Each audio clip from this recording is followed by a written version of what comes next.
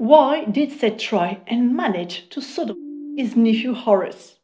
Good question, which might make you smile, but it's particularly interesting because it shows how ancient Egyptians imagined the homosexual act.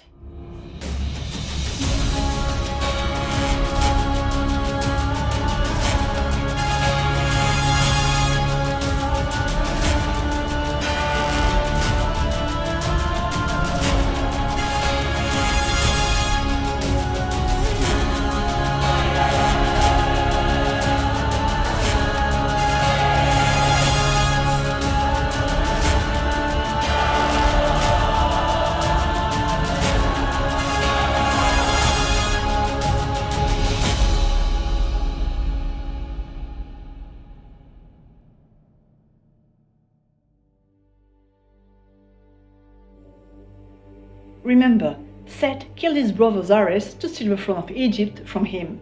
When Horus, his nephew, grew up, he demanded justice against his uncle before the assembly of Greek gods. Seth managed to create doubt in the gods' minds by boasting that he was the stronger of the two. It was decided that a duel would decide the winner. Actually, what happened next was a series of confrontations, and Seth, who wanted to win at all costs, was willing to try anything.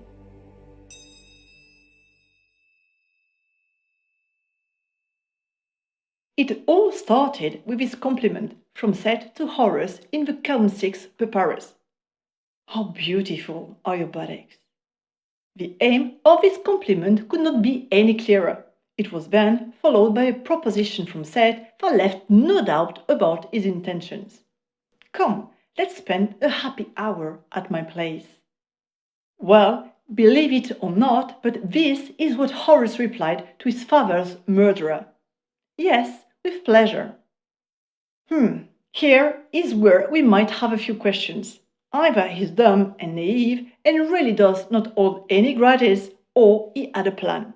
But as you will see, the one who had a plan was not Horus. When it was evening, the bed was spread for them and they lay down. During the night, Seth made his member stiff, and he made it go between the loins of Horus. Horus put his hands between his loins and he caught the seed of Seth. Then Horus went to speak to his mother Isis. Come here, O Isis, my mother! Come and see what Seth has done to me. And he opened his hand and he showed her the seed of Seth. She cried out, seized a knife and cut off his hand, and she threw it into the water. But she took out another similar hand for him. I forgot to add that in this family we are all a bit strange and not one bit over the top. In the end, Horus could always count on his mom. Isis is the goddess of magic, but she can also be considered a scary manipulator. She threw Seth's semen into the water, masturbated a son, took his semen and spread it all over the lettuce she prepared and served to her brother Seth.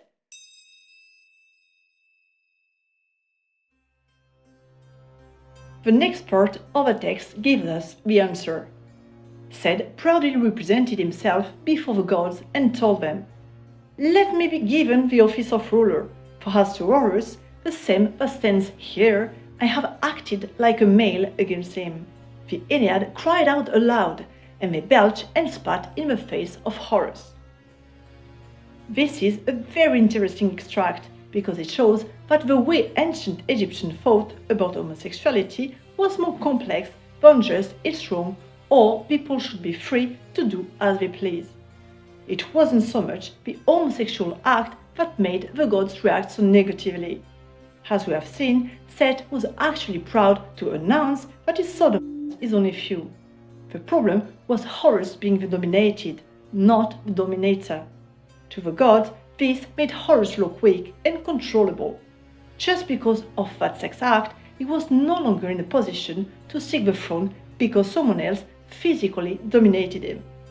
So based on Seth's lie, the gods lost their respect for Horus and spat in his face.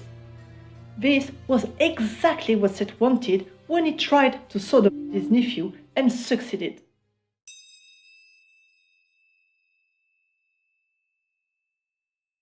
However, his game plan failed.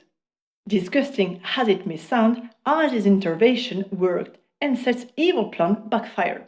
Here is what Horus answers to the gods who insult him and spit on him. Horus then took an oath by God as follows: "All that Seth has said is false. Let Seth's be summoned, that we may see from where it answers, and my own be summoned, that we may see from where it answers."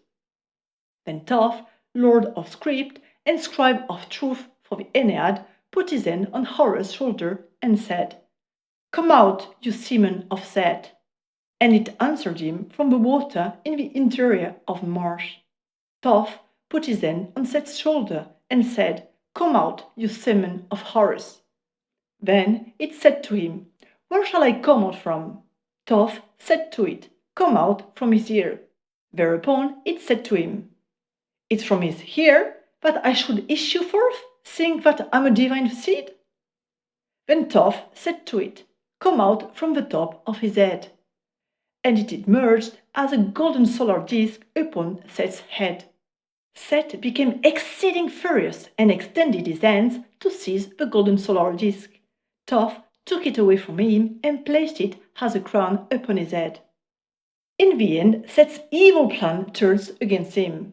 The sperm of Horus that his sister Isis had spread on the lettuce and made it eat was called to testify, and his presence in his body proved to all that in the end it was his nephew who had dominated him and not the other way round.